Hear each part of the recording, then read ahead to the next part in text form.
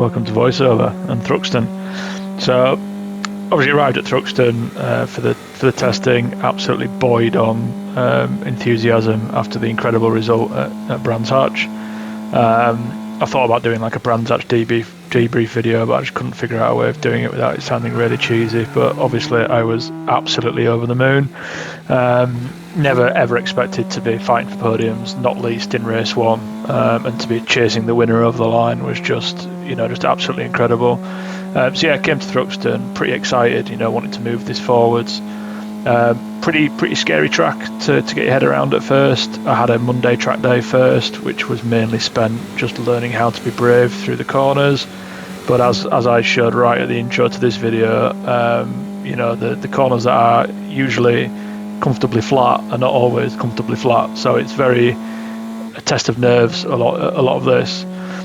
So yeah, this video will cover the build up to Thruxton, so the testing and the qualifying, and then the next video up will be the Thruxton race. So I'll hand over to Thruxton Kyle in a moment to take you through the start of the video. Enjoy.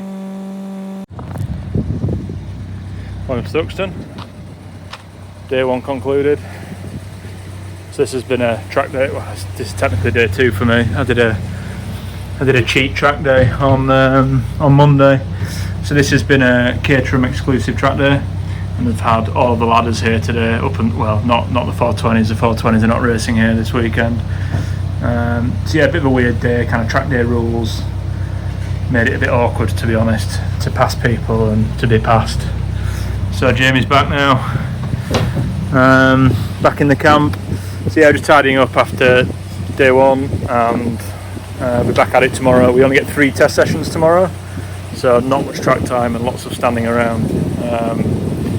Yeah, so far so good. The track, there's a lot of variables, it feels like, here for the lap time. Wind, temperature, all has massive impact here, as we're finding. So despite technique getting better through the day, lap times are getting worse, which is quite frustrating, but hopefully it's the same for everybody. So aside from the success of Brands, I was coming away from Brands still with some niggles on the car.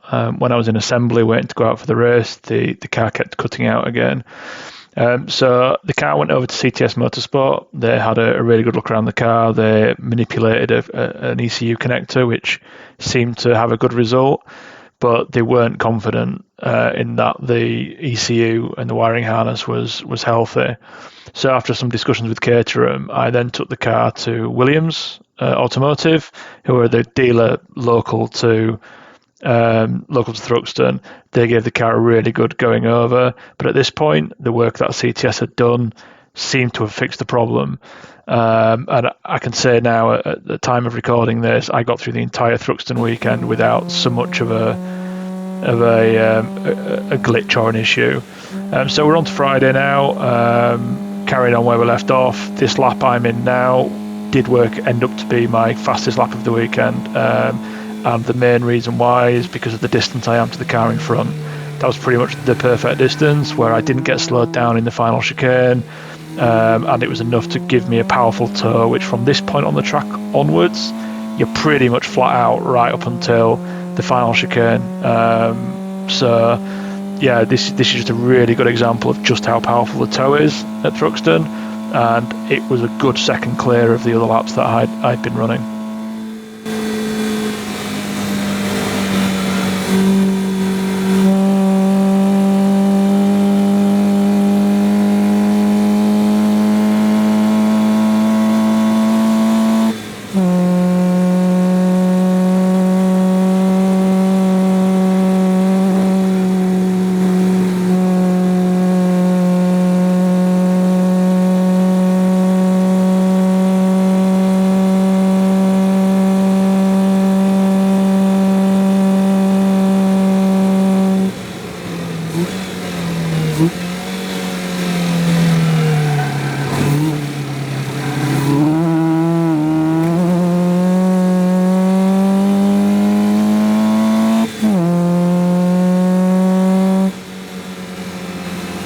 Welcome to Thruxton. I'm Jamie's arse.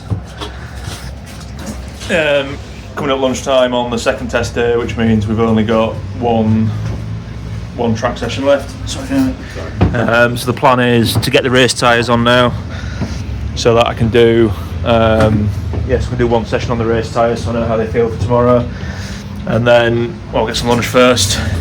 Yeah, how today's gone so far. First session was brilliant. Set my personal best by quite a margin, but I had the track conditions were quick, and I also got a really good toe. On this last session, I don't think my technique was awful, but I was like 1.1 seconds down because I just couldn't get the toe. So that's going to be such a lottery going into qualifying. I mean, I guess you can engineer the toe, but there's a lot of complications with that as well.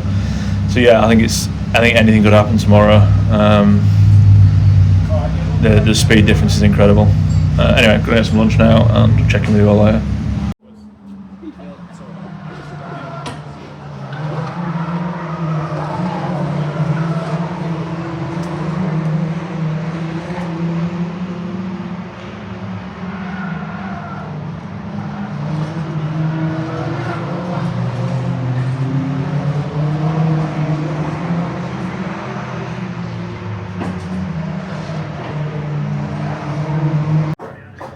Welcome back to Thruxton.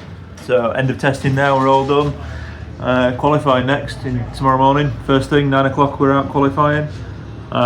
So we're going to lurk around the paddock tonight. It was quite an early finish for us today.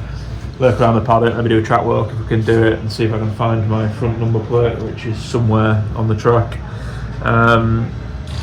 Yeah, pretty successful day. Set my best time of the weekend first thing this morning. It was with a very fortunate toe, so I'm sure you've seen that on a video by now. So yeah, tomorrow's all going to be about whether I can engineer that toe or not. If not, it's worth more than a second with me driving the car. Other people have talked about half a second and stuff in their experience, but for me it's an easy second, easy. So yeah, that could be the difference of like front of the grid and back of the grid. It's insane. But yeah, not going to overthink it too much. Just try and nail my lap. We get a car wash tonight. It's covered in flies. See, Jamie's just sorting some fuel out, and then yeah, just steady night in the paddock. I think. Talk to you all tomorrow.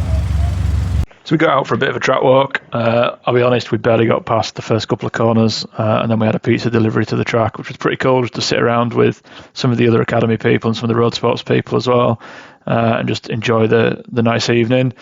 At this point in the weekend, I was feeling really good. I knew I had really good times in me. The time I'd set in the morning was a good Thruxton time by most standards, but I did acknowledge that it was with a very fortunate toe. I thought if I could just get half of a toe like that, I'd really be in the running. And that was the only thing I was really nervous about. I was fairly confident with my lines around the track and stuff, and the car was feeling great. As I said earlier, the niggles were long gone. Good morning. It's just up before 7 a.m. Hotel car park, race day. Qualifying in just a bit over 2 hours time. A lot cooler today, it will be. It's dry. I'm not sure if there's any rain forecast, but the floor's dry, which is good. So yeah, nerves are building again. Naively thought that would just be a race one thing. Yeah, I'll check in with you all at the circuit.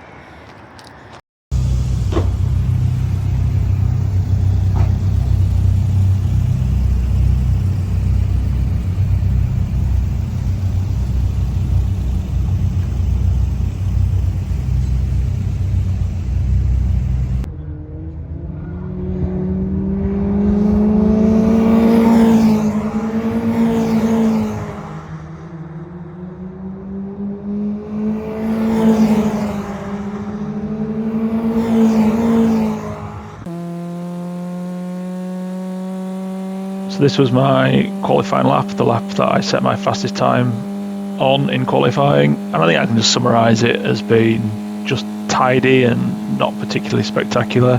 I could have definitely gone quicker, even without gaining a toe. You can see there was just not a car in sight. I think the next car ahead was a little dot in the distance. I had a game plan going into qualifying, which was to give myself a little bit of space coming out of assembly, and then set myself a couple of decent laps and basically keep lapping for as long as my lap time delta was improving.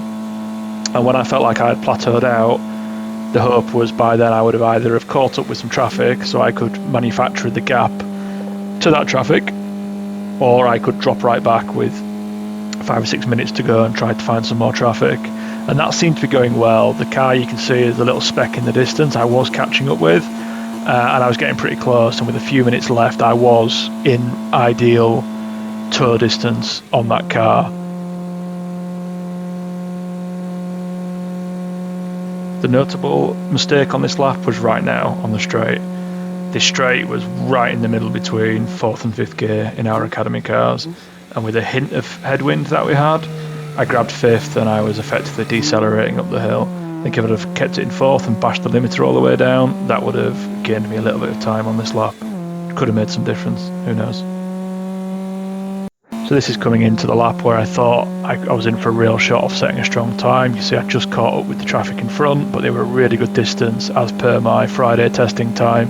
You can see I'm almost up half a tenth just in one turn. You know, things were looking really promising. Unfortunately, these two guys were also in no man's land. So the red car up ahead, Nick, he was pulling over, understandably trying to find himself a tow. So, you know, no foul play there at all. It's just this kind of killed my plan. I had 3.5 minutes left at this point, so by the time I got round this lap, it was kind of game over. So it's a shame, you know, it's a shame that I couldn't just latch onto the back of a car like that, but it was good enough for 5th, which at Thruxton, everything's still to play for in 5th position. And as you can see from the top 10 lap times, once again, we were all so close. The times, I don't really know for sure, but the times suggest that nobody got a particularly good tow anyway, and pole position was definitely on if I'd have absolutely nailed the non-tow lap anyway, so no excuses. I could have been up there if I'd have absolutely pieced it together, but with a half decent tow, it would have put daylight, I think, between one person and the rest. Just a shame on that occasion. That couldn't be me.